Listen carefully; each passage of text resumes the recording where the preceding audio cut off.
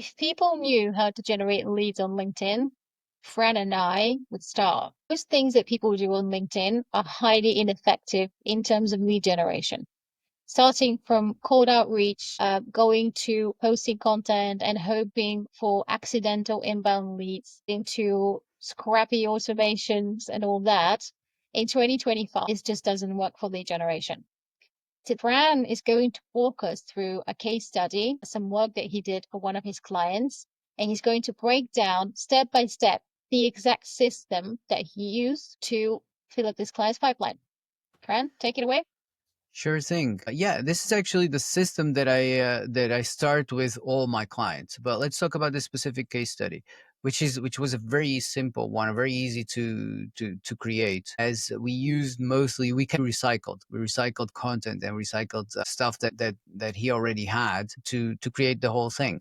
So let's talk about the 4 steps. This is very simple, very basic steps.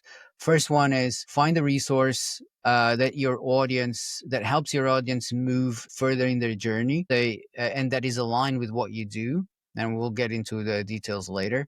Find a resource and share it. Give it to them out in your content. Mention it in most of your posts. So create a very simple landing page where you're going to gather their contact details to get back to them later. And then after that, you create a follow-up email sequence that is delivered automatically. So basically, as soon as people subscribe in your landing page, they give you their email address, they receive the first email. They get that resource that you promised. And then on the next day, they're going to receive another automated email. That all of this, you create this once, and they will continue receiving this. So it's automated. We'll go into the details in a second. And then there's a number 4 that you can continue to further take this to the next step. But this step 3 is where people start to get on a call with you. Step 1, Fran. So when you say a resource that will get them closer to working with you, what is that resource? Yeah, let's talk about this specific case study because it's so easy. And we're talking about a lead magnet here. And people get crazy about this. They don't understand what a lead magnet is, and they get complicated so much. Even recently, I had a conversation with a prospect that was complaining about, oh, I have 3, 4 lead magnets. I don't know which one to use. No. This is much simpler than that. You don't even need one. In this specific case, what we did was I scrolled through his LinkedIn posts. I found their most successful LinkedIn posts he had, meaning that they had the most engagement, impressions, all of that. So I validated that the audience liked them, that they were valuable for them, found one that solved a very specific problem, and it was a carousel. It was a step-by-step carousel giving them a way to achieve a very specific solution. Now, I grabbed that. We basically repurposed it. We just changed the last slide. So basically, that's what we did. We grabbed the carousel post that he had, and we transformed it into a lead magnet. Now the packaging, we packaged it. We gave it a very attractive name. How to achieve certain objective in this case was how to improve your profile discoverability by 900%. We're talking about real numbers here, giving a big promise that you can actually fulfill on in a very short time frame is the key to a good lead magnet. But it's the packaging, the way you name it is the most important thing. But it's got to be realistic, right? It's got to be delivering on the actual promise, because all Yeah. of these lead magnets I've noticed, they sound so overblown, like completely out of proportion. Like, Yeah. for example, lose 20 kgs in 3 weeks or something without working out. Like, it's absurd, you know? It is. I mean, you do have to hype it like crazy because you're giving it away for free. It automatically has a low perception of value. So you do have to hype it up, but you base yourself on real stats, on real results, right? So with this specific one we're talking about, I basically asked him, what people who do this, do we have a number? Can you quantify what happens as a result, as an outcome? And he said, yeah, I know. I've had clients who've applied this strategy, and they've had 900% more profile visits. So that's how we named Right. it, 900% more discoverability. And it's a real outcome. It's not overhyped, but it's very It's a attractive. real number. Yeah. It's a real number for sure, yeah. And people want that regardless of their purposes. That's true. Yeah, it's also the way you package it. You could say get discovered 9 times more, or if your profile get discovered 9 times more, but 900% more discoverability is way more attractive, you know? I got that lead magnet. It was so irresistible. So yeah, I got that lead magnet before I knew that it was you. Yeah. Uh, I should have known. So what is step number two? All right, and then you need to create a very simple landing page. The landing page, like most email service providers, they give you the option to create a landing page. The landing page is basically just the headline. The headline again is the name of the lead magnet, just with the promise more extended. So there are very basic formulas for this. Actually, I could actually give some formulas out, but one very simple one is achieve outcome without this is basic copywriting, without doing what you don't want to do. So what you were saying before, lose 20 kilos without having to work out. People don't want to work out, they want to lose 20 kilos, right? So that's Yeah. basic copywriting. Is That's one, achieve this without doing what you don't want to do, or achieve outcome in a very short time frame. That also works specifically for lead magnets, because the lead magnet needs to deliver very quickly. It has to be very quick to consume, a very easy action to take, and achieve an outcome. While it's important that the title is realistic, you can deliver on it. I actually wouldn't worry so much about that. And I want to tell you a story, a very short one. You know, Fran and I, apparently, he's a marketer. I don't know what I am. Let's say I'm a lead generation, You're a growth marketer something. too. Never mind. We know these things, okay? And still, this happened just yesterday. I saw this video on YouTube that was called Sort Out Your Entire Life in Under 1 Hour. Guess whether I even thought for a second whether this was plausible, doable, realistic. Oh no, I clicked on it. I absolutely clicked on it. And it didn't deliver how to sort out my entire life in 1 hour, but I still delivered some value. So I'm not even mad at the person who published it. So Yeah. always keep that in mind. Even Yeah. marketers fall for that trap. So don't be afraid to use it. It's totally fine as long as you deliver something. Yeah, when it as long as it's not a false promise, right? So if it sounds unrealistic, it entices curiosity. So it makes you want to know what's going on here. There's this interesting story I'm going to try to say in like a few seconds or a minute. So there's Dan Kennedy, this big marketer. Like he's sitting in his computer in his house, and like he's doing his thing, he's working. So someone starts ringing the doorbell, and he ignores it, because when he's working, he's 100% focused, and he ignores it, and they keep ringing, and he's like keeps ignoring it, and he's just like, I can I'm more stubborn, so I can ignore it. And then the person actually moves and starts knocking on his window, and he's like, he keeps ignoring him, but like now it's hard, they can see you, you know. And he keeps ignoring them until they start knocking really hard on the window, and he just goes out there, and he opens the window, and he's like, what the hell is going on? What do you want? He's almost ready to hit the guy, and he says, your backyard is on fire. Uh, you know why is this so important? Because that's what Dana was saying. Like you can make a very hyped up promise, and you can be annoying to a point, as long as then you deliver and you are helpful enough. Dan calls this going from annoying pest to a welcome guest. Nice. I Yeah. love the analogy here with the your backyard is on fire.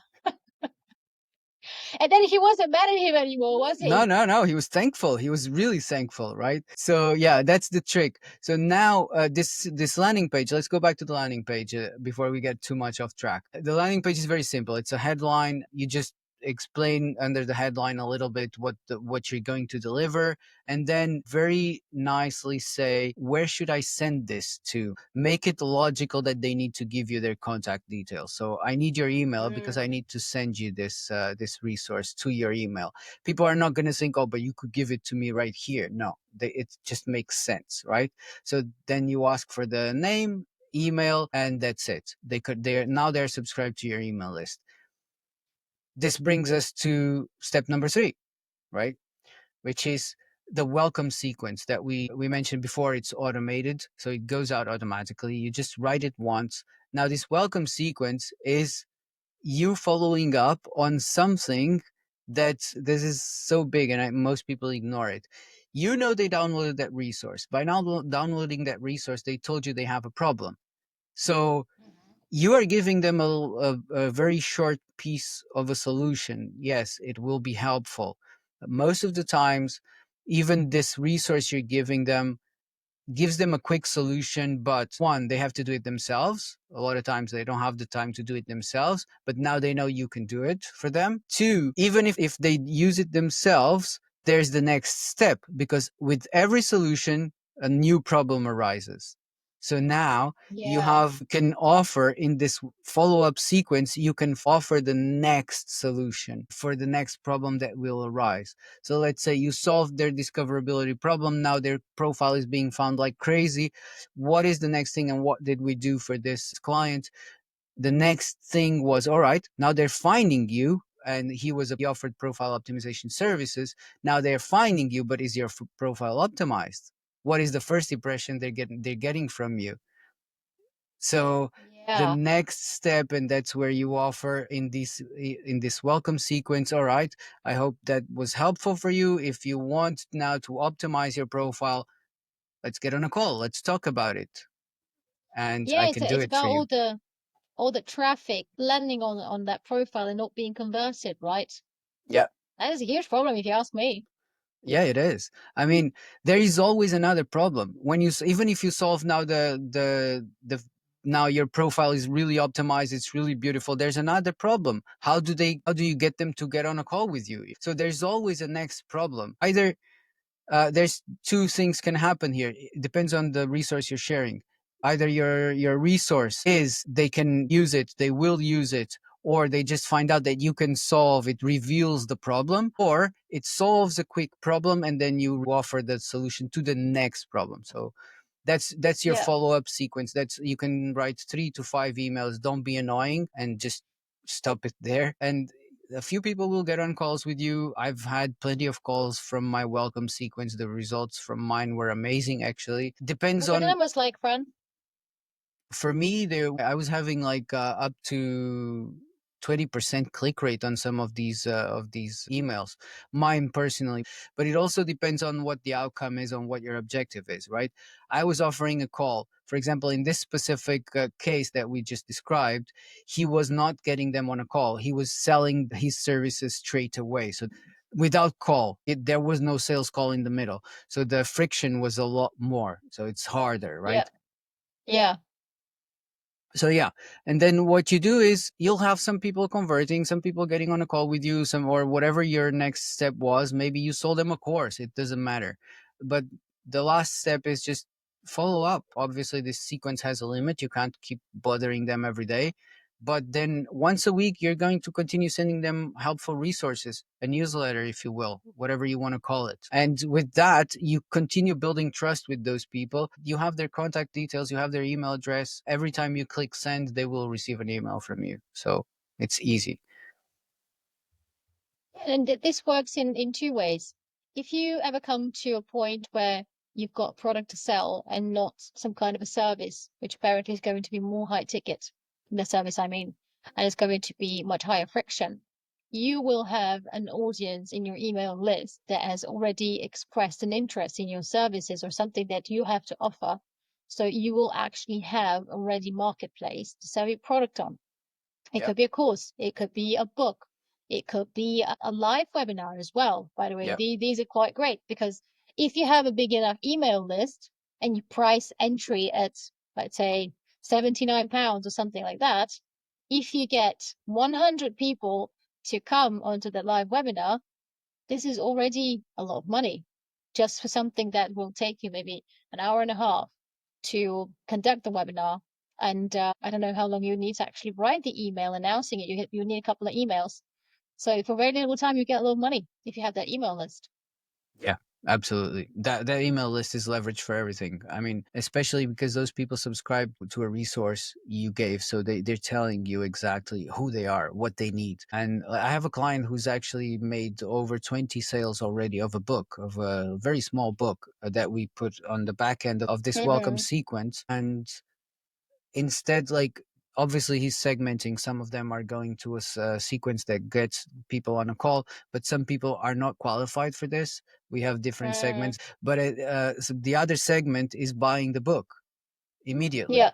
That's what's being offered to them, and so there's a lot you can do from here. But basically, what we're talking about here is getting people to get on a call with you, offer the call as a helpful as a next step. Like, how can you want to get on a call with me and I the same way that you mentioned it in the DMs, Dana? Mhm. Would it be worth it for you for us to get on a call and I can give you some pointers to fix this? Right. That's where you close them. Yeah, absolutely. Absolutely. That's a good one, Fran. It's a very simple process. How long can people expect results from having a system like this in place? I know it's automated, but how long would it need to get traction? It depends. It depends a lot. Obviously, the experience in copywriting helps a lot, right?